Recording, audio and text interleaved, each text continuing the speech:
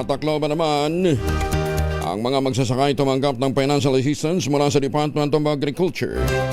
Detalye ng balita mula kay Jimmy Angay-Angay. Aris 32, maupay ng aga, Jimmy. Halos 500 mangingisda sa Tacloban City ang tumanggap ng tulong pinansyal sa ilalim ng Presidential Assistance to Farmers and Fisherfolks program na isinagawa ng Department of Agriculture Regional Office 8. Bawat beneficiaryo nakatanggap ng isang business na cash assistance, nagkakalagang 2,325 pesos bilang ayuda upang mabawasan ang epekto ng tumataas na gastos sa produksyon at presyo ng gasolina na kinaharap ng sektor ng mangingisda. Sa buong bansa ay naasahang mahigit 4.1 milyong rehistradong magsasaka at mangingisda ang makikinabang sa naturang programa.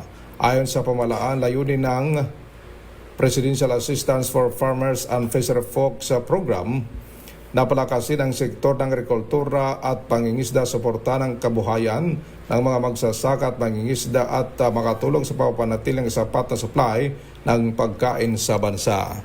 Mula dito sa DYVL Action Radio Tacloban, ito si Ars32 Jimmy Angay-Angay para sa DZRH. Una sa Pilipinas, una sa Pilipino.